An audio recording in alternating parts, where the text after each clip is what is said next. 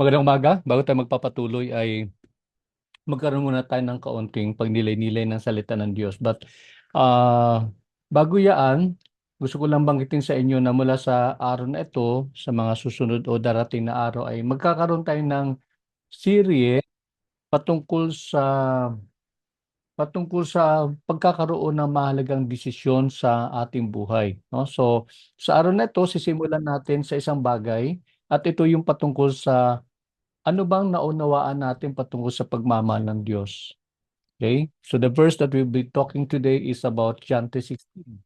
At ang sabi sa John 3:16 is, "For God so loved the world that He gave His only begotten Son, that whoever believes in Him shall not perish but have eternal life." May the Lord add blessing to the reading of His word. So in this verse, we can see that ito yung pinakabuod na pagpapatunay ng pagmamahal ng Diyos. Bakit kamo? Kasi dito po ay sabi nga ng binasa nating talata na ito'y patungkol doon sa pag-alay ng Diyos Ama, no, ng Panginoong Diyos ng kanyang anak, ng kanyang kaisa-isang anak, ang kanyang bugtong na anak na si Jesucristo para sa kabayaran ng ating kasalanan. At nakita naman po natin, kung inyo lahat naman tayo maaaring nakakalala, na ang tao ay nung pinanganak si Jesus sa lupa, lahat po ng kabutihan ay kanyang ginawa, nagpagaling siya ng mga may sakit, nagpalaya siya ng mga tao mga tao na sinapian ng masamang espiritu at marami pang iba, no? Ang isang pinakamaganda roon ay nangaral siya ng mga bagay patungkol sa kaharian ng Diyos. So dito natin makikita na talagang buong buhay niya inalay niya para sa kapakanan ng lahat ng sangkatauhan. Subalit sa bandang huli nakita din po natin kung papaano dahil lang sa galit ng mga Pariseo, sa galit ng mga Sadducees at yung mga tao na to, mga ika nga nung panahon na mga religious leaders ay hindi nila naunawaan yung patungkol sa kaharian ng Diyos. Bagkus dahil sa kanilang inggit, sa kanilang galit sa Panginoong Hesus, na parang nasasapawan na yung kanilang kapangyarihan, yun nga, no, sila yung gumawa ng paraan upang maipako sa krus ang Panginoong Hesus at yan ang dahilan kung bakit ang Panginoong Hesus ay namatay at sa ikatlong araw ay muling nabuhay. At lingid sa kanilang kaalaman, no, lingid sa naisin, no, akala ng mga religious leaders nung araw mapapatay nila si Jesus. At pag napatay namatay si Jesus, titigil na yung kanyang gawain. Subalit hindi nila alam na yan pala ay kinasangkapan ng Panginoon para sa ating kasalanan, para maging kabayaran sa ating kasalanan. Kaya sa susunod na araw, bukas ay titingnan na uli natin, no? Ano ba yung mga kasunod na mga bagay na mahalaga nating manawaan, subalit higit sa lahat, dito'y pinapakita ang dakilang pag-ibig ng Diyos sa bawat isa sa atin. Tayo manalangin. Panginoon, salamat po sa inyong palaala sa pamamagitan po ng iyong salita na kung saan po Diyos. Muli mo ipinamalas sa amin ang iyong kadakilaan, ang iyong pag-ibig, ang iyong walang hanggang pagmamahal sa sang sinukob, Panginoon. Lord, we thank you so much for that love. And we pray, Father God, that we would continue to appreciate you and worship you for that. No, sapagkat alam namin, Panginoon, na binigay mo ang iyong buong buhay para po kami ay magkaroon po ng daan upang kami po ay maligtas. Salamat po muli, Panginoon. Amin pong itinatagubilin ang na buong buong panahon ng aming pong pag-aaral sa panahong ito at tulungan niyo pong bawat isa that whatever learnings that we might have would continue to linger in their minds, Lord, that would prove useful para po sa darating na kanila pong tatahakin po na DOH massage licensure examinations. We pray for the others who are still coming in. We pray for a stable internet connection. This we pray in the mighty name of Jesus, our Lord. Amen. Okay, muli magandang umaga sa inyong lahat at andito tayo ngayon sa pagpapatuloy ng ating aralin at tayo na po ay nasa ikaapat na bahagi po ng ating pong module at ito'y patungkol sa anatomy and physiology. At tulad nung nabanggit na po natin, ito'y mahalaga sapagkat tayo bilang bilang mga nagmamasahe ay we are dealing with the human body. Kaya kailangang malaman natin ang patungkol sa ano ba yung struktura ng katawan ng tao, ng katawan ng ating mga clients, no? And then ano naman po yung mga iba't ibang mga functions, no? Iba't ibang gawain ng organs, ng iba't ibang organ system sa katawan ng tao, no? So dito natin makikita ngayon at manawaan ano ba yung epekto, no? Maitatahi natin yung tinatawag natin na effect of the massage, no? The effect of the massage doon sa katawan ng ating client. Kaya nga po yung anatomy is simply ito po ay patungkol sa struktura ng katawan, and then ang physiology naman ay yung mga iba't ibang functions, iba't ibang gawain ng ating pong organ systems alinsunod doon sa pagkakaroon ng malusog na pangangatawan ng isang tao. Okay? So, by the way, before I proceed, naalala ko po, marami po sa inyong sumagot doon sa aking assignment. If you remember the last meeting, sinabi ko po sa inyo na you give me in your own words, no, in your own words, ano ba yung 10 mga organ systems. So, like what we've said, isend niyo po sa akin, no. Although mayroon po akong napansin na isa sa inyo na nagpadala po ng kanyang assignment doon po sa spam management group o sa spam management group chat natin. So medyo naligaw lang po. But I noticed that many of you were able to comply. No? Kaya lang po, ngayon ko lang naalaala kasi marami po sa inyo, 'di ba, ang inyo pong ginagamit sa inyong account ay minsan po mga acronym, minsan po yun nga po, no, hindi malinaw sa akin kung sino yung author. Kaya gusto kong kung kayong kausapin at pakiusapan, by the way, na i-resend niyo po sa akin yung inyong assignment, no? Except yung nahuli, ha. Yung po nag-submit po ng kanilang assignment, i-resend niyo po. Pero po, pag kayo po nagsasubmit ng assignment sa akin, huwag niyo pong kalimutan yung inyong complete name. Okay? Parang katulad sa assignment sa class, 'di ba? Sa nung tayo nag-aaral pa nung araw, 'di ba? Pag nagsasubmit tayo, nasa kaliwang bahagi ng papel natin yung pangalan natin, yung petsa ng pag-submit, no? And then of course, kung sino yung inyong instructor. Ayan, no? Sama niyo na po yung instructor po ninyo, no? Kasi mamaya naman kasi baka nag-aaral na tayo ng ilang buwan hindi niyo pa alam kung anong pangalan ng inyong instructor, no, inyong trainer. So, yung po ulitin ko po, ha. When you submit to me your assignments, huwag niyo pong kalimutan yung inyo po mga detalyeng ito, no. Una sa lahat, yung inyong complete name. Pangalawa, date of submission, no. Kung pwede, ilagay niyo po yung oras para alam ko po pag nag-set ako ng deadline, even sa time, malalaman ko po kung pasok po kayo. And then ilagay niyo din po yung pangalan ng inyong instructor, no? Saka niyo isalaysay yung inyong sagot doon sa assignment na binigay sa inyo. Okay? Kaya yung mga assignment na yan ay ano po yan, ha? Do not take it lightly because like what I said, makakatulong po yan sa inyo katulad din po na inyong class attendance, makakatulong din po yung inyong class participation if and when you take the exams and then medyo may problema ng kaunti, I might give you bonus points. Nakuha niyo po 'yon? No? Makakatulong po 'yan sa inyo, no? Kaya ayun, ulitin ko po, when you submit your assignments, you make sure that you put in your name. On top of the list is your name and then the date of submission and yung instructor's name, complete name, ha. Wag po yung alias. Hindi ko alam kung alam niyo po yung aking complete name. Okay. Sige, i-research niyo na lang po. Ano po yung aking complete name? Meron po akong alias, meron po akong complete name. So put in the complete name and then underneath is yung inyo pong mga sagot. No? But before you do the answers, by the way, ilagay nyo po yung assignment. No? Indicate nyo po kung ano yung assignment. Ayan, ha? Wag lang yung minsan kasi dire-diretso, nandun na yung 10 organ system, sinagot nyo na, pero wala naman akong ka-idea kung sino yung nag-submit, no? Unlike maybe to some of you na kasi naka-indicate naman yung complete name nyo dun sa inyong account sa Messenger, ay madali ko ma-identify.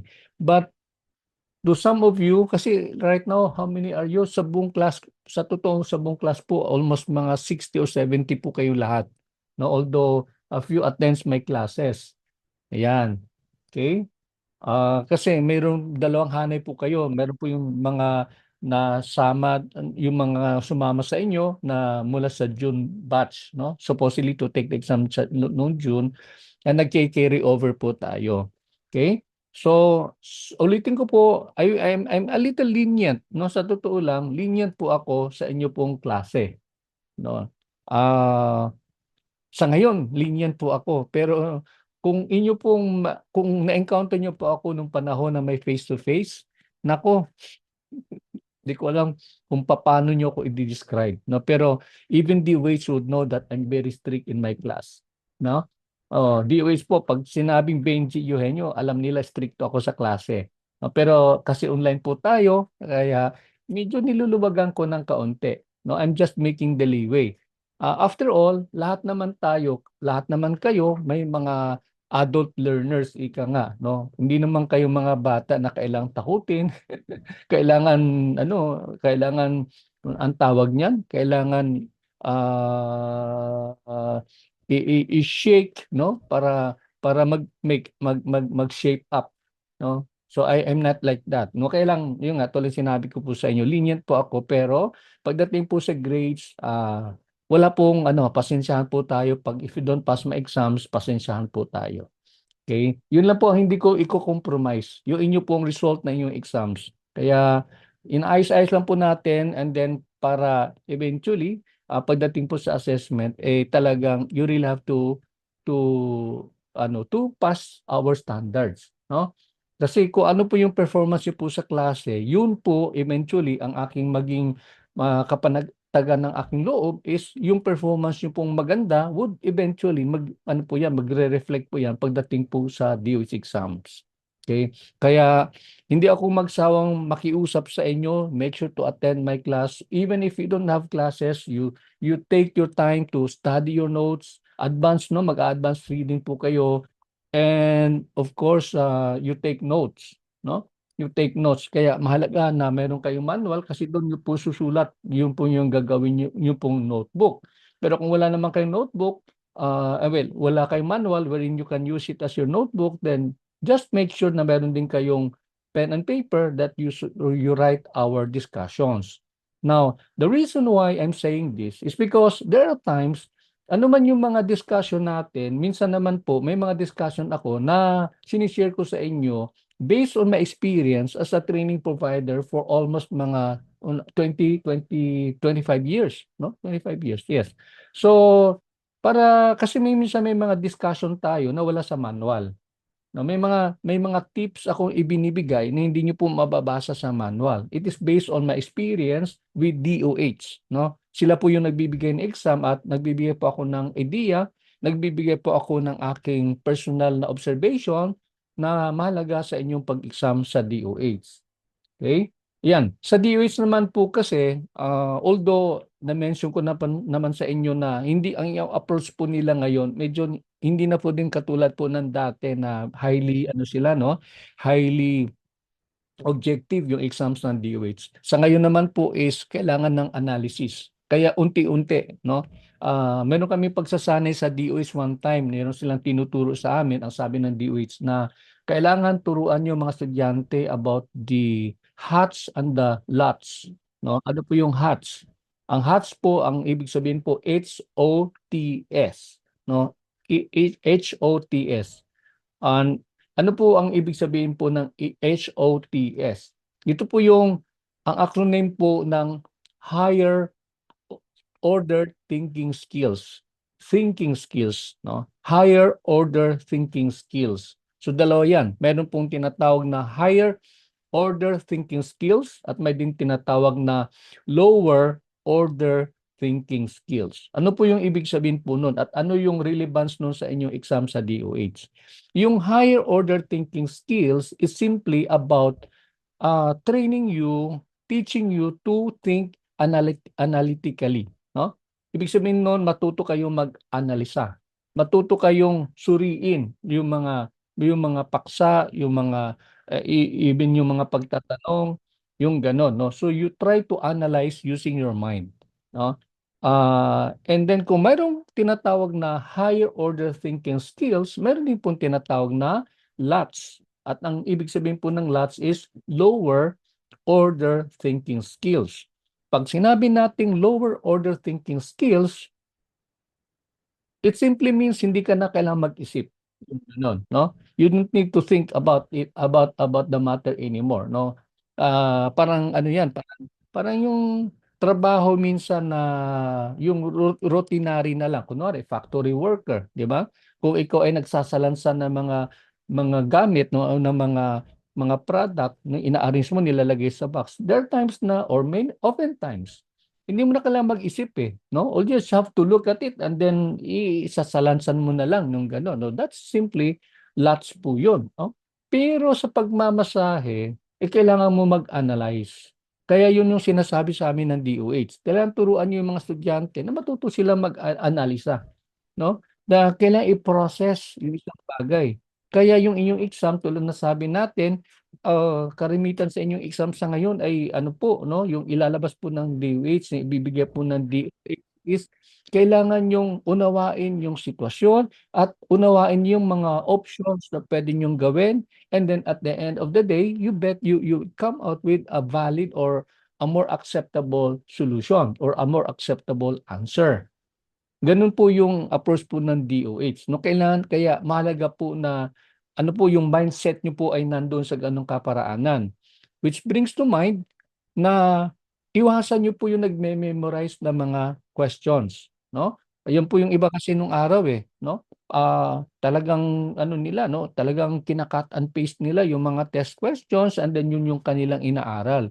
Unfortunately, unfortunately hindi po 'yan sa ngayon, hindi hindi talaga makakatulong sa inyong buhay, yung gano'ng klaseng approach.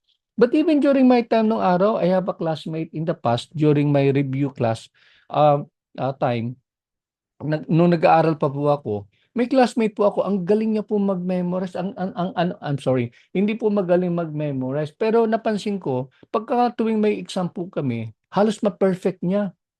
Yung hindi exam, yung mga quizzes, 'no, halos ma-perfect po niya. Ang 100 items na na sumasablay lang siya ng isa o dalawa, 'no? And then, yun nga, 'no, akala ko, sabi ko, ang galing-galing nito, baka ito yung magta-top sa exam. Kasi nung araw talagang pina-publish ng DOH kung sino yung top notchers, 'no? Ngayon inalis na po nila yung gano'n, pero dati naka-publish po 'yan, at in fact meron pa silang binibigyan na certificate, 'no? Mga top 10, yung mga gano'n. Ayun, what I'm saying here is this, only to find out this fellow, magaling sa aming exams, magaling sa aming pagsasanay, magaling sa mock test na sinasabi, only to find out he failed the exam sa DOH. Bakit kamo? Kasi nakasalalay po yung kanyang aral doon po sa mga questionnaires, 'no? Hindi po siya pumasa. Hindi ko lang alam kung ano na nangyari sa buhay niya, pero hindi siya pumasa, 'no? Kasi yun nga po, memorize siya ng memorize, only to find out later, ito atin-atin lang, only to find out later, there was a time, nung araw po yan, ha, hindi na yung ngayon nangyayari. Nung araw po kasi nagbebentahan po ng mga test questionnaires.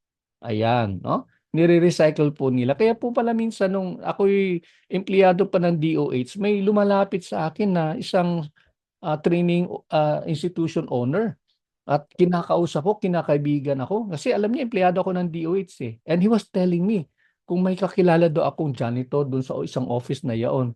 Only to realize, yan kaya pala, gusto niya makakuha ng mga test questionnaires coming from DOH. Kasi nung araw, nire-recycle talaga nila yung test questions. Pero ngayon po, lo and behold, hindi na po ganon. Kaya, ulitin ko po, iwasan niyo po nagme-memorize ng mga test questions. Mas maigi kung magme-memorize man kayo, yung mga concepts, yung mga ideas na pinag-usapan natin, yun po, no? I would go deeper by saying na internalize nyo yung lessons. Para pag na-internalize nyo yun po yun, kahit balik-baliktarin mo yung pagtatanong, madali mo masagot. Yan. Ayun po, yun po yung ano. Kaya technically, may lamang po yung iba sa atin na medyo may advanced na pag-aaral, yung may mga malawak na mga experience, kasi kung practical application, madali mo ma-relate yung sarili mo, eh, 'no, sa isang situation.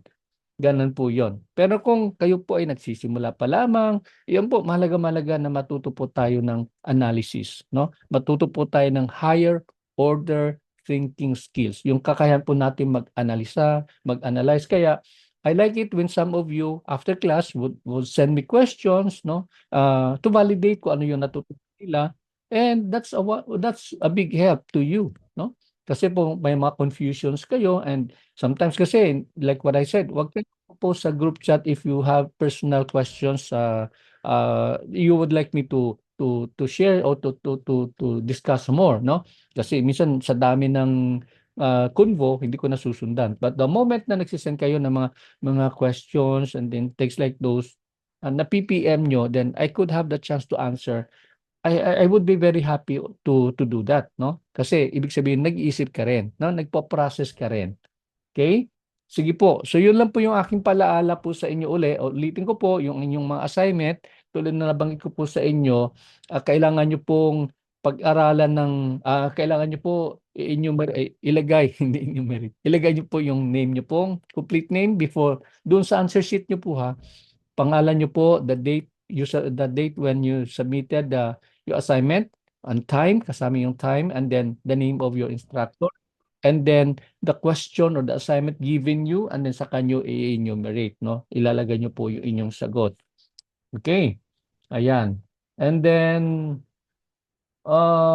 tulad din ng nabanggit ko dito sa group chat, meron pong iba sa inyo hindi naman po naka-spell out yung pangalan, pakiayos niyo po yung mga pangalan 'no, you change the screen name kasi nakalagay po minsan yung name po ninyong gadget, hindi po yung inyong pangalan 'no. So, mahihirapan po ako mag-monitor ng inyo pong attendance. Okay. Sige po, so tuloy po tayo unless if you have anything to ask. Kung wala na po, tuloy po tayo sa ating discussion for today. And yeah, sa nakalipas na pag-usapan na po natin, no, ano po yung mga iba't ibang body regions, and then we have discussed about the head and the neck and the trunk, no, and then napag-usapan din natin yung mga lower and upper extremities, and then the directions, no, pagpaakyat, ang tawag po diyan ay superior, and then pagpababa inferior, and then napag-usapan po natin when you refer something in the front, that's anterior, pag sa likuran naman po posterior, and then when your point of reference is in the middle, I'm sorry, in the side, no, whether left or right, yun po yung tinatawag po natin na lateral. No, pag nasa left side, natagilid, referring to this part, this is left lateral, and then pagka nasa right side naman, right lateral. And sa middle, ito yung tinatawag natin na medial. Okay. Sa direction naman po ng kamay, no, pagpalayo from the point of reference, pag ganon, uh, uh, medial and I'm sorry, pagpa ayan, yung sa planes pala, saka na lang yung mamaya. Yung sa planes po, mayroon po tayong sagittal plane, and then mayroon po tayong nasa middle, and then ano po yun? What else do we have here? Ayan po. So these are the points, and by the way, kung nakadapa pala, nasabi po nating kamakailan na pag nakadapa, it's simply prone position. Pag nakatihaya po, it's supine position. No? So prone position, supine position. Sa exam ng DOH, kalimitan, ang position ng inyo pong pag-perform na inyong 5 basic stroke manipulations ay nangyayari po na naka-prone position. However, there are some assessors na ang kanila pong sistema, hindi po sila komportable na pa-exam ang mga estudyante na naka-prone position. Ang gusto po nila naka-supine position. So ang ibig pong sabihin po noon, you have to learn how to apply the 5 basic stroke manipulations with your client assuming a supine position, no? So pero seldom lang po 'yan nangyayari, no? Kaya lang po, be ready. At alam niyo na po, pag na-internalize niyo naman po kung paano gagawin yung effleurage, yung pétissage, friction, tapotment, and vibration, kung nagagawa niyo po yun, you have to be ready in your mind kung paano mo gagawin, like what I said, kapag ang client ninyo ay naka-supine position. Ayan po yon, no? Sa mga movement naman po, marami po tayong napag-usapan kamakailan, pero like what I said, it is only simply for me, parang ano lang po yan, no? It's something that's nice to know. Alam niyo po paano gawin, pag na-mention, alam niyo kung paano po i-perform. Pero yan po, tulad sinabi po natin, that already belongs doon sa objective type of examinations, no? So mahalaga lang po na you have a working knowledge and on how to perform, and then whenever a question is being given to you, then you would be able to uh, intelligently analyze, no? Maanalisa mo maigi given the choices. And by the way, sa exam pala, kalimitan po ang nangyayari po based na rin po sa tinuturo ng DOH sa amin nung araw. Sa mga choices of answers, ito po yung tandaan niyo po. Pagka nagbigay po ang DOH ng apat na choices sa sagot sa tanong, sa isang tanong, ito, automatically, normally po ha, which we were trained in the past, sabi po ng DOH, sa apat na yan, dalawa yan ay automatically walang bearing, no? Walang kinalaman sa exam. Walang kinalaman, I mean, sa sagot. So, ibig sabihin nun, i-isolate mo na agad yung dalawang yaon na wala na siyang malinaw na wala siyang kinalaman doon sa magiging tamang sagot. Ang matitirang dalawa, ito po, pag-aralan, tandaan niyo maigi. Ang matitirang dalawa ay halos magkapariha ang kanilang tenor ng sagot, no? Ibig sabihin po noon, kaya kailangang usisain mo na maigi alin sa dalawa ang mas matimbang na sagot doon sa tanong. Ulitin ko po, no? Apat na sagot, apat na pagpipilian, there are times lima, depende naman sa ilalabas po ng DOS, pero pagka apat ang sagot or maybe even limang sagot, tatlo po dyan automatically walang bearing, no? So ibig sabihin po noon, ano na po yan, no? Ibig sabihin po noon, i-isolate mo na yan, no? And then, ang matitirang dalawa, doon ka po magpipili kasi halos pareho po yung sagot na yaon. And then, ang piliin mo sa dalawa ay yung pinakatumpak na sagot doon sa tanong. Okay? In other words, ang tawag po nito is process of elimination. No? So, let me write that. This is the process of elimination.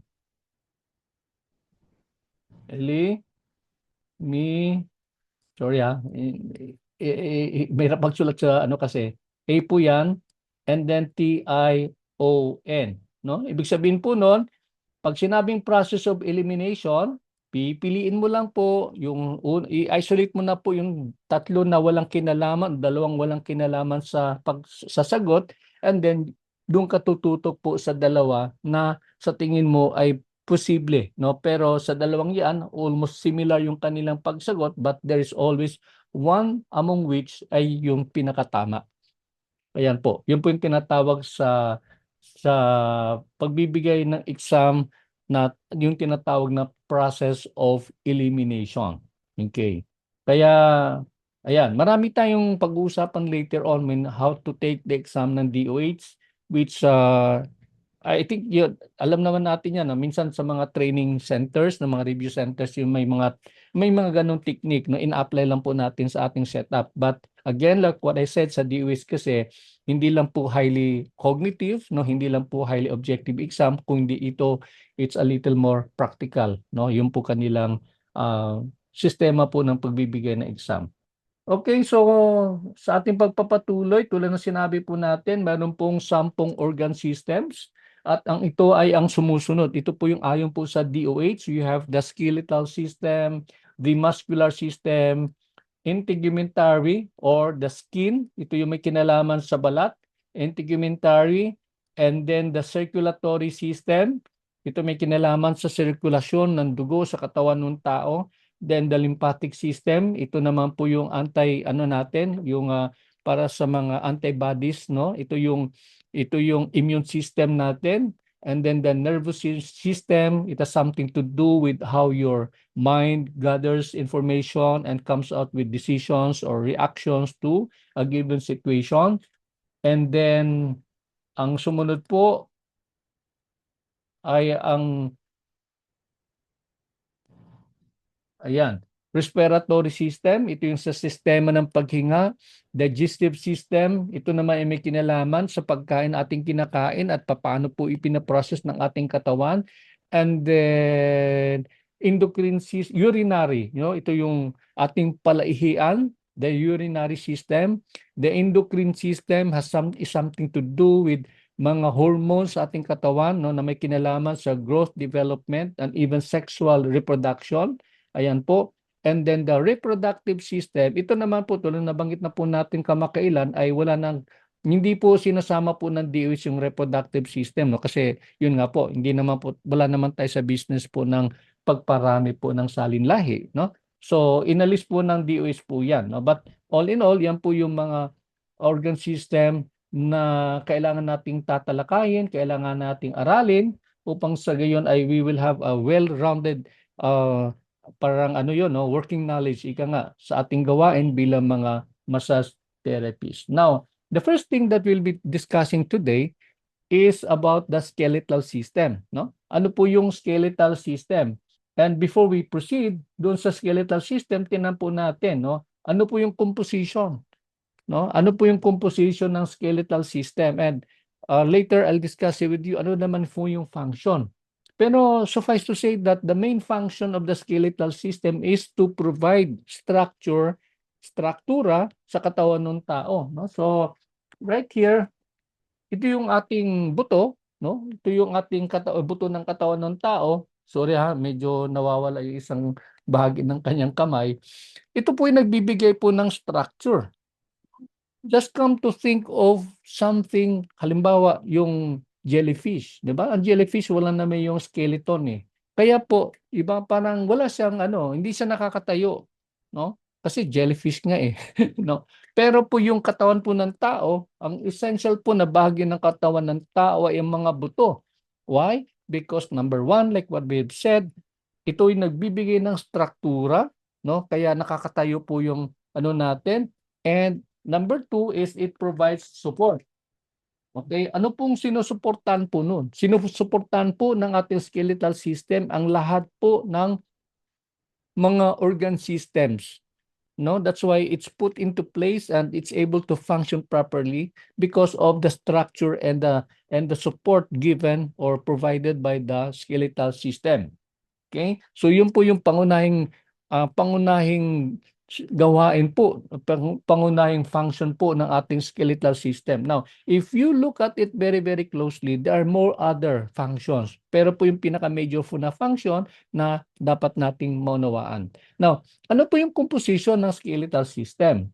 Number one, ito'y binubuo ng mga buto, no? At ang mga buto na to ay 206. Ito po yung mga buto na bumubuo sa buong sistema ng katawan ng tao, no? And of course, the connective tissue. At ano po yung mga connective tissue? As the word itself says, ito po yung nagkukonect ng mga buto sa buto at ng buto sa muscle at yung muscle sa buto, no? So, and even the one that protects the bones itself, no? Ito po ay binubuo ng mga connective tissue na ang tinatawag po ay cartilage, the tendons, and the ligaments. Okay. So ano po yung tatlong bagay na yon? In the next slide, we can see, ito po yung image po ng connective tissue. Ang sabi po muli, if you remember our earlier discussion, di ba? Nagsimula po sa cell, the basic structure of the basic element of human life, no? Basic unit, no? I should say basic unit of human life is the cell. And the cell, once grouped together and having the same function, yun nga ay nagiging tissue. At nandito tayo ngayon sa tissue at sabi nga po dito, tissue that supports, protects, and gives structure to other tissues and organs. So ito na po yung connective tissue. At ano po yun? Sumunod po ng gawain po ng connective tissue, it stores fat and helps move nutrients and other substances between tissues and organs. So sumasalin po yung mga fats and other nutrients na kailangan po ng katawan. And of course, it is made of cells, fibers, and gel-like substances, no? So For our discussion, ito po yung ating ano, ito na sinabi po natin, ang skeletal system ay binubuo ng mga buto. No? This is the bone. Okay. Ang mga connective tissues na ating makikita po dito ay yung pong cartilage. Okay? Yung cartilage, so sinabi po natin na ang cartilage po ay cartilago. Later we discuss on its details, and then yung cartilage, yan po yung kahalintulad po ng cartilage at ng tendons later on, no, at yung connective tissue naman po yung nabanggit po natin kanina. Okay? Ito po ay tutulong para magkaroon po ng protection po yung mga buto from frictions as they hit one another. Okay. Now, sa susunod na slide, yan, isa-isahin po natin yung ating nabanggit. Sa susunod po na slide, makikita po natin po dito yung patungkol naman sa tendon. Tendon is described as a fibrous connective tissue that attaches muscle to bone. So connective tissue po yung tendon, pero ang kanyang connection ay mula sa muscle patungo sa buto or other way around, no? Mula sa buto patungo doon sa muscle. So it connects both para makapag-function po yung ating pong mga muscles. If you look at it very closely, yung muscles po ay may kinalaman po sa tinatawag na locomotion, no? Movement sa katawan ng tao. Kaya mahalaga po yung connection ng dalawa para maikilos po, kasi kung sa ating pong isip, kailangan nating igalaw yung ating kamay, hindi po mangyayari po yan kung hindi po connected yung muscle doon sa bone para ma-execute po yung movement na kinakailangan nating gawin as ano po, as indicated sa ating pong utak. Okay, so let's take a look at tingnan natin how it looks. No? So ito po yung halimbawa po ng tendon. Okay? Ito po yung tendon, ito po yung muscle, no? Yung muscle ay later on we'll have a lengthy discussion on what the muscles are, and then of course the tendon. But right now makikita natin yung tendon nakakonect po sa buto. Ayan po, no? So wag nating kalilimutan, may kinalaman po 'yan sa body locomotion or body movement, and of course it happens once na connected yung tendon mula sa muscle patungo po sa buto. Ayan po. Yan po yung tendon. No? Siguro pagka kayo mahilig kumain ng bulalo, no, makikita po yan, o yung mga chicken na mga feet, no? Ayan, nakikita po natin po yan. Okay. So the next thing that we can see here is yung ano naman po yung ligament. Okay?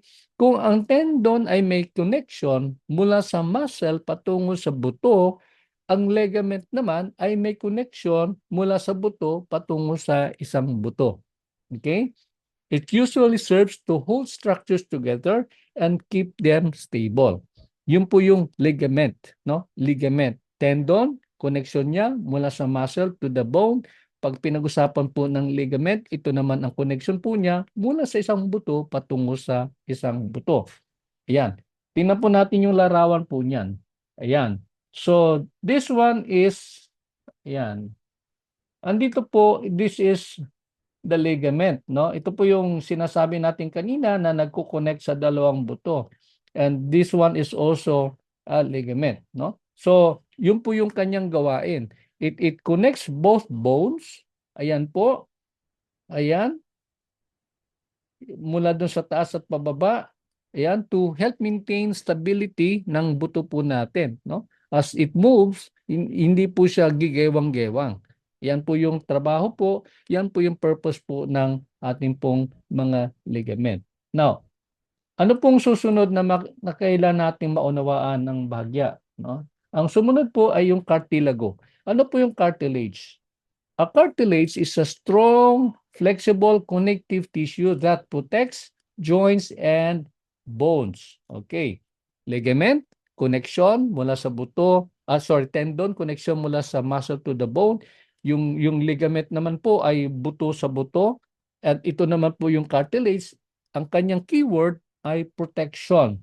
Okay? It protects joints and muscles. So in this illustration, makikita po natin, this is where the cartilage is, no? Ayan po.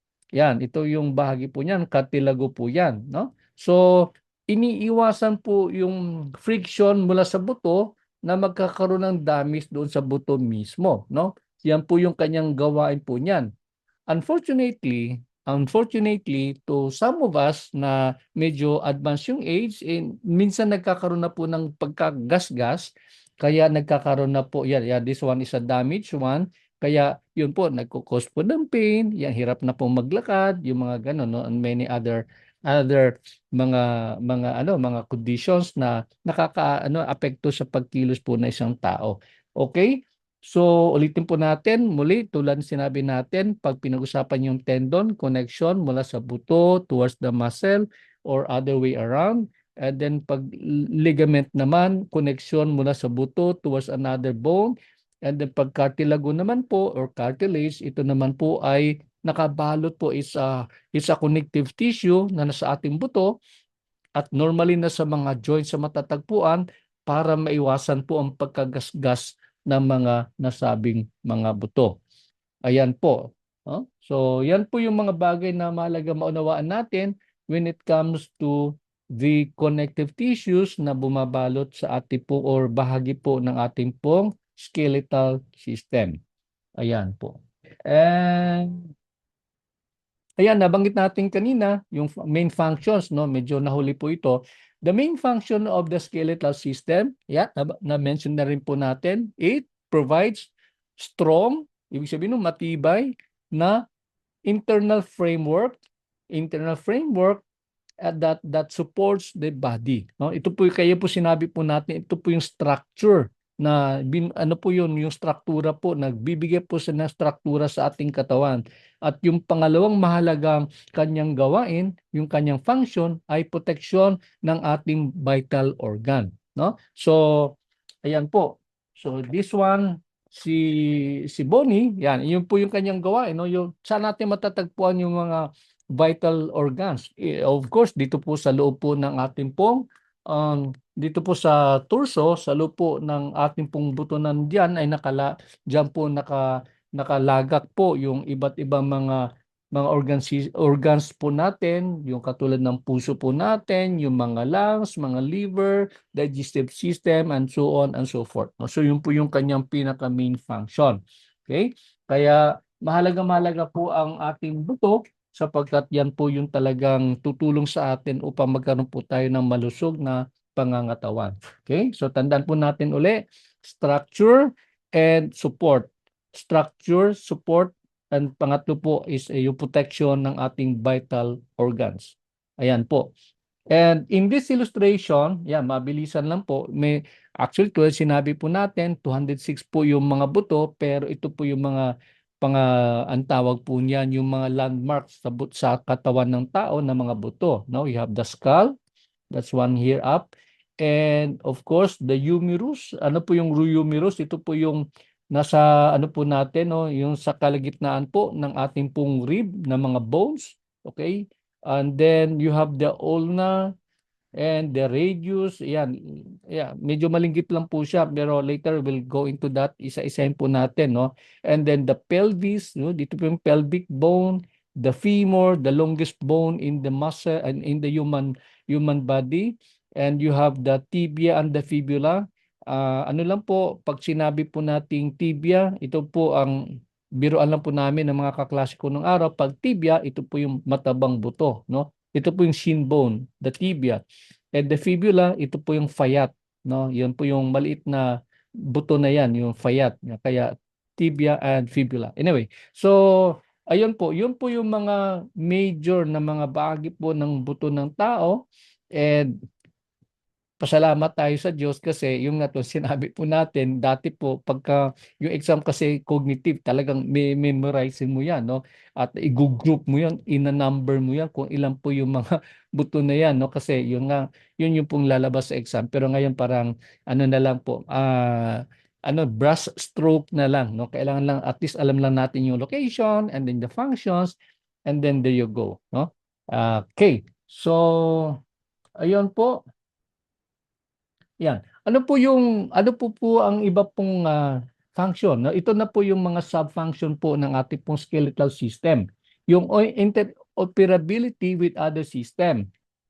Number one, yung nervous system coordinates with the muscular system, no? So, actually, yung nervous system, katulad sinabi po natin, may connection po sa muscle, may connection din po siya sa buto, no? Para makakilos po yung katawan po natin, no?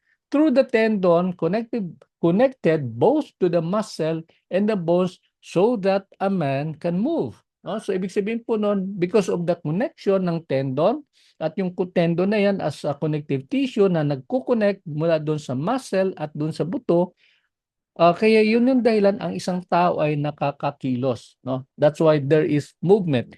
That's why there is what we call as locomotion, no? Meron pong pagkilos. Ayan. Okay? What else do we have here? Wala na. Okay. So in the next slide makikita po natin yung pagkaka ano na po, pagkaka ah ang tawag po nun, yung kanyang pagkakaisa-isa, no? Like what I said, medyo ano lang po, brush stroke lang po yung ating ipipresent kasi po para lang maunawaan po natin, ano po.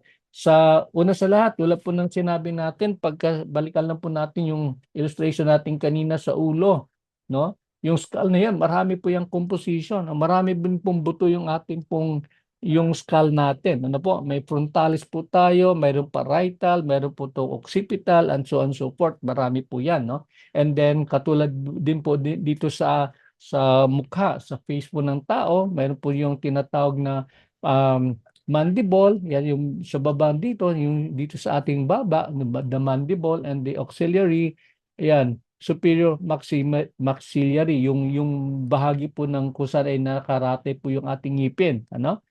And yan, sige.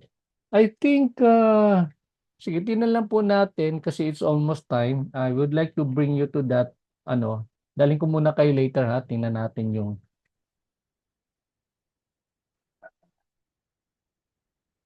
silipin lang natin muna yung tungkol dito sa,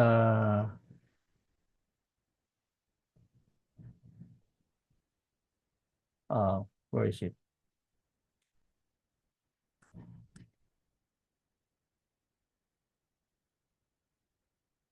Okay. Sige po, when looking at this slide, pero it seems medyo time's up na tayo. Pakita ko lang. But if you have any question or clarification, pwede niyong i-shoot sa ano, you can take your time to share or raise your questions if you have any. Ayan. Sige po. Sir Leonard, go ahead po. Paki-unmute po yung sarili mo, sir. Go ahead po.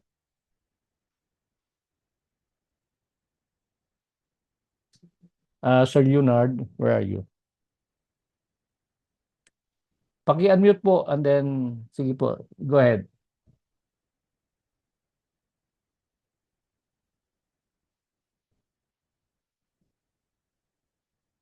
Sir Leonard, go ahead.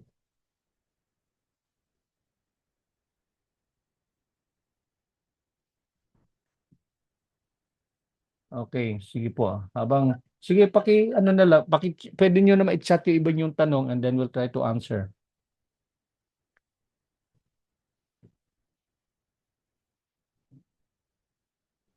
Okay, so sige habang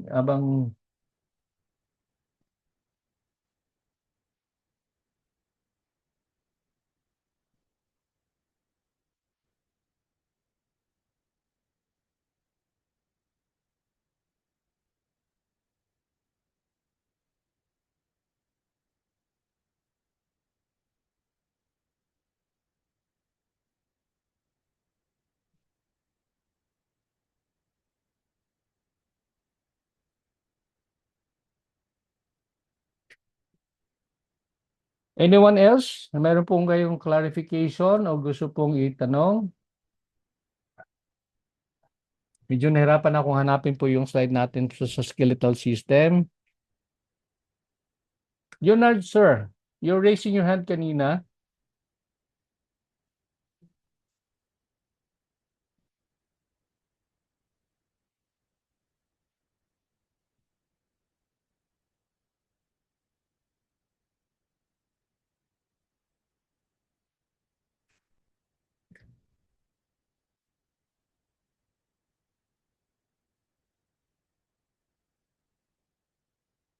I'm having difficulty finding the slide. No. Sige po.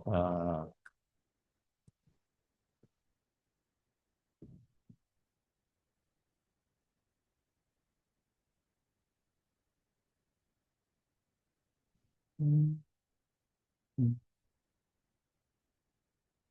Okay, sige po. I think hindi niya ma-unmute. Out of topic. Meron pong pasok sa Friday. Okay. May tanong si Leonard. Friday, 21 and 29. O nga no, kasi holiday po yata. Sige lang, tingnan ko lang po kasi may mga I will make an announcement on that. Yung tanong kasi ni Sir Leonard regarding doon sa klase ngayong 21 and 29 kasi I heard, 'di ba holiday po 'yan. So tingnan ko lang po muna kung uobra po kasi there were some days na may na-miss po tayo.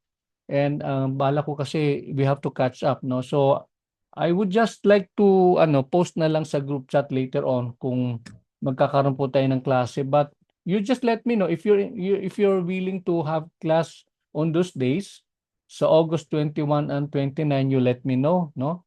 PM niyo po ako kung makaka-attend po kayo. If majority would say, sige, klase tayo, sir. Ngayong 21 and 29. Anong araw ba yon? That's Friday, no? Friday and Saturday? Bakit 29? Saturday. Wala tayong klase ng Saturday. Saturday is for sa ating spa management class. Okay, so ayun po, if you're PM nyo lang po ako if I can sense that many of you would like to have a class on the 21st. That's going to be this Friday. Kasi 'di ba, yun yung mga quiz day natin. Quiz day. 28 pala yung inyong I-review ko nga kasi mayroon kayong schedule na next na that's going to be September. Yeah, yung inyo pong next na mga exams. So, August 31. That's a Monday. Yeah. Okay. That's a Monday, no? Sige po, hintayin ko lang po yung inyo pong suggestion. If you would like us to have classes on those days, then gawin po natin. If not, ipagpaliban po natin. No? Baka iba sa inyo gusto niyo po na magpahinga, then wala namang problema. No? So, hintayin ko lang po. And si Lloyd, may tanong siya, please appoint person for Manila team. Team Manila for the community service. I would like to ask a volunteer sa Manila people, kung sino po yung gusto niyo po, no, or recommend, no? Kasi kayo mas nakakaalam kung sino yung active sa group chat nyo. Kasi like what we've said, isang doktor po natin, nakiusap po siya na kung pwede po, mag-skip na muna si Doc First. Doc First po yung inyo pong kasamahan. Kasi po, ayan, hindi ko na sasabihin. Meron po siyang isang academic activity na kailangan niyang magbigay pa ng tutok. Kaya hindi siya pwede, no? Sige. Si Vera, yes ma'am, Vera. What's your pleasure, ma'am? Go ahead po. Paki-unmute mo sarili mo, ma'am. Yan. Sir, Miss Vera. Yes, ma'am. good afternoon po. Po. Tanong ko lang, kasi dito po sa Maynila, counselor po ng Makati, member Opo. po ako sa wellness. Sa ano po? Member po ako ng wellness. Kung pwede po, i-consider mo ba yun? Accept mo po ba? Halimbawa, makikijoin po ako para po sa service community. Kung accept mo po ba yun? Member ka ng ano yung sabi mo? Member ka ng Ng wellness po, ng counselor dito ng Makati, member po ako ng wellness, nagkakaraban po kami before. So, okay. Opo. active pa naman po ako sa GC namin. Tanong ko lang po kung payag po ba kayo, makikijoin kami doon para po sa community service din dito para sa inyo. Ah, okay. Walang problema if you would like to join them. Pero po, tulad sinasabi po natin, if you organize one for compliance sa ating requirement, wag niyo pong isisingit sa kanila. Dapat may hiwalay po kayong event. No, in fact, ang Oo. sabi ko po, ang suggestion ko po kung pwede po, hindi ko pa natutukan na nabigyan po ng ano, yung mag-come up kayo ng isang tarpaulin na nagsasabi na this event is outreach under po sa Asian Wellness and Spa Academy, things like that. No, kasi para madali ma-identify ko yung activity ba na yan. Kasi mamaya baka yung mga pictures yun nung araw, yun ay ipapadala nyo sa akin pero nangyari 5 years ago, meron kayong outreach. Yung ganon. I'm sorry I'm not saying that I'm doubting your your your whatever you submit to me later on, pero mas maganda po may clear identification that that specific outreach is designed in compliance with your requirement dito sa ating training. Ayan. Okay. Walang problema if you join, pero dapat clear sa atin na yung activity na yan is designed para sa kanila. No? Nakuha niyo po yon? Kung sakasakali po, payag po si Consular, nakabukod po kami doon at may tarpaulin po kayo. Pero iisa lang po, kumbaga, event. Nakaseparate lang po yung aming pwesto. Pwede po yon ganon. Ah, oh, pwede naman. Basta meron kayong tarpaulin that will identify yourselves na yun po yung inyo pong activity. That's under sa Asian Wellness and Spa Academy in compliance sa inyong training for the Dewis Massage Licensure Examinations, no? At of course, may logo ng AUSA, ha? May logo Yes, po ng sir. school. Mm. Oo. Pero Yun hindi po, pa may naman logo po. ng school and then naka-indicate po what the outreach is all about. Yun po yung compliance po sa inyo pong requirement. Okay? Sige po. I hope I will have time para maka-template lang ako ng TARP na pwede nyo ipa-print pagaya nyo po sa magpi-print and then hindi naman kalaki ang tarpaulin. No, basta enough Ah, lang na ma-identify po kayo. Mm-mm. paano po yung t-shirt? Need po Yung namin isuot during that. Opo. Oo, oo nga pala no, yung umorder po ng t-shirt, sabihin niyo po sa akin pa pala no. PM niyo po ako yung sa t-shirt. Yung mga hindi naman required.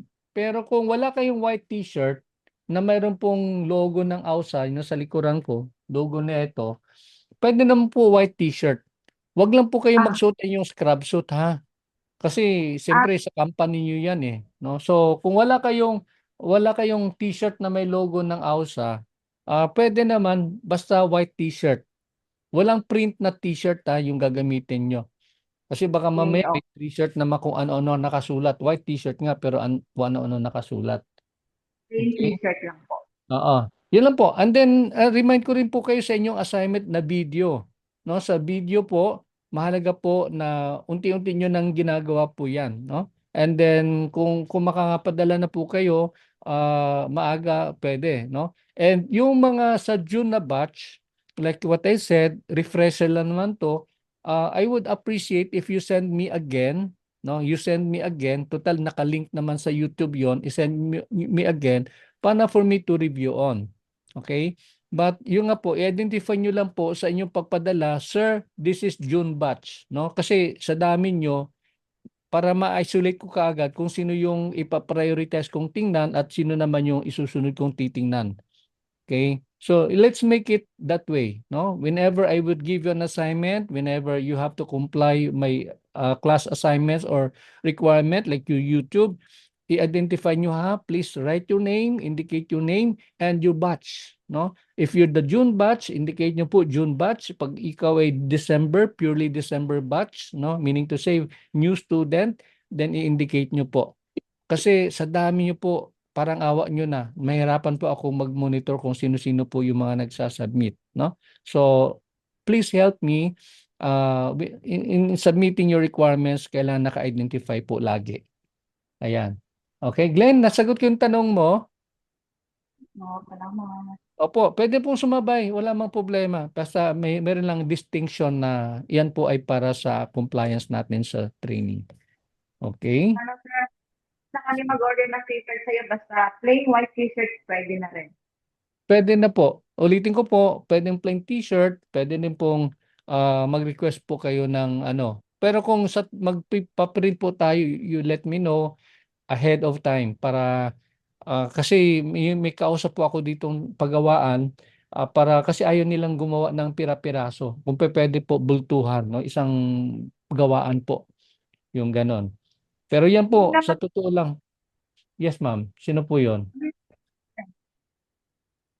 Okay, wala na po. Vera, okay na tayo.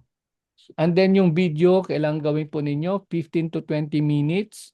And then yung video na gagawin po ninyo, huwag kayong magpapadala sa akin ng raw. Pag sinabing raw, yung mula sa cellphone, isend nyo po sa aking email o sa Messenger. Hindi ko po tatanggapin po yan. Una sa lahat kasi mabigat yung ganong klaseng file.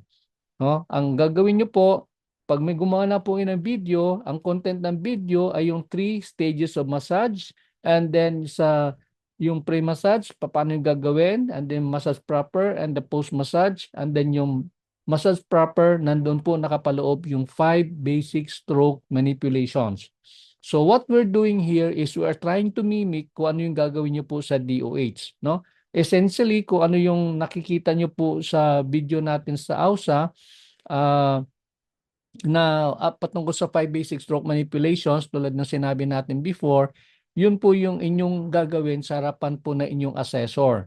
Kaya instead of doing it on a face-to-face basis, gagawin nyo po ng through video. Ngayon, pagka na-complete nyo na po yung inyong 3 stages of massage at nagawa nyo na po kapaloob ng inyong 5 basic stroke manipulations sa massage proper, ang gagawin nyo po, i-upload nyo po sa inyo pong YouTube channel. Okay? Kung wala kayong YouTube channel, makiki-YouTube channel kayo ng kaibigan nyo, and then yung link, yun yung ipapadala nyo sa akin. Link lang po, no? Wag yung buong video ng yung raw video. Link po ng video na in-upload nyo po sa YouTube. Ayan, yun po ang inyo pong ipadala po sa akin, okay? Ayan. So hanggat maaari po, gawin niyo ng maaga kasi pagka nagkaroon ng problema, 'di ba? Pwede niyo pang ma-edit, no? Before magde-deadline, pwede niyo pang ma-edit, and then para magkaroon kayo ng magandang score, no, na grade coming from me. Okay? Ayun po. Ngayon, ang tanong, ano bang element? Sino-sino yung kasama sa video? Number one, kailangan meron kang assessor. Yung assessor na yon, active siya magsasalita. No? And then, meron kang model. Yung model na yon, talagang nakikitang nakadapa at doon ka magpe-perform sa kanya. No? At pangatlo, ikaw na assessee, ikaw na magpe-perform na ano ka, no, talagang malinaw 'yung nakikita ka sa camera. Okay? Ngayon, kailangan bang massage bed or massage table? No need. No, kung meron kayong bed, nung kama, pwede kayong doon mag-perform. Pero you make sure na maganda naman siyang tingnan at maayos naman, no? Ah, kumbaga klaro yung inyong ginagawa. Pero kung ang setup mo ay sa spa, mas lalong maganda, no? Kasi pag gumawa ka ng maganda, pwede mong i-post sa inyong Facebook yung magandang gawa ninyo, di ba? Marketing na rin po ninyo po yun eh. Yung ganon. Okay? Ayan, question, sir, pwede ba yung i-edit, naka-edit siya, natural.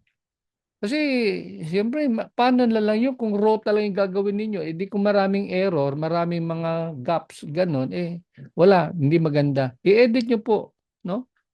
Kung meron kayong kaibigan magaling mag-edit, ipa-edit nyo po. Pero, like what I said, I want to see the 3 stages, how you do things sa pre-massage, how you do things doon sa massage proper, and how you do things doon sa post-massage. Ayan po, nakakompleto po yan, no? So, ayan. Yun po yung gagawin. If you have questions later on, you just ask me. No, kung paano po. Kung yan, tulad sinabi ko, you could send me your video earlier para mapanood ko ng maaga, and then I could make comments already. No? Kasi kung ano yung gagawin niyo po doon sa video, yun po yung aasahan kong gagawin niyo po sa harapan po ng inyong DOH assessor. Okay? Sige po. So maraming salamat. Time check is 1:14. Ayan, may pahabol si Mary Ann. Yes, ma'am. Go ahead, Mary Ann. Mary Ann, paki-unmute mo yung sarili mo. Miss Gonzales. Ayan, Yes, yes, ma'am. Opo. sir. Good afternoon. Opo. Sir, sabi niyo po dun sa may... Mary Ann, pakipatay mo yung isa mong cellphone kasi nagfi-feedback. Yung volume mo. Kasi nag-e-echo. Yes, ma'am. Go ahead. Lalayo na lang po ko dun. Opo. Yun po ang sabi niyo sa 3 elements, sir, di po ba? Sa Opo. paggawa po namin ng video presentation. Yung Opo. assessor po ba, sir, ay ano po yun? Need po ba namin talaga ng professional na assessor or mag-a-act lang po? Ay, ano lang yung acting lang yun, ma'am, ha? Naku, Okay po. gastos kayo ng malaki kung kukuha kayo ng assessor ng DOH. Babayaran. Kaya nga po, sir. Ano lang po Sige yun? po. Ano lang po? Acting lang po yun. No? Kunwari lang siya magsasagot. Yes, go ahead. Yes, yes. Kaganon-ganon lang siya. Okay po, sir. Sige po, Opo. sir. Thank you po. Okay. Salamat po. Pero, siyempre naman, medyo maayos yung pananamit din niya, ha? Baka na kasi nakapambahay yung assessor, eh. Opo. Maayos Sir, po. sir, in case po na hindi po mga classmate ko sa Masads LMT yung mga kasama ko, pwede Mm. naman po yung mga either friends ko po or relatives. Opo, opo, opo, opo, opo. Basta yung ano lang, kasundo mo lang. Opo. Sige po, sir. Sundo mo Thank you po. lang. Oo, oo. Pag tinanong, ma'am, kumusta na po? Di, dapat magandang sagot niya. Ay, ang sarap ng masahe. Yung ganun, no? Oo. Okay po, sir. Pakainin mo lang. Sige. Bigyan mo lang ng merienda para maganda yung performance. Oo. Okay po. Thank you po, sir. Okay. God Salamat bless po. po. God bless. Okay, kung wala na po, I think that will all for today and see you tomorrow as we continue on our lesson. Tulad ng sinabi ni Sir Leonard kanina, tingnan ko po. I would wait for your comments if you would like to have classes on those days na holiday. Otherwise, we would observe the holiday, no? So, ganun po yan. Okay? Sige po. Maraming salamat and see you again tomorrow. God bless. Bye for now.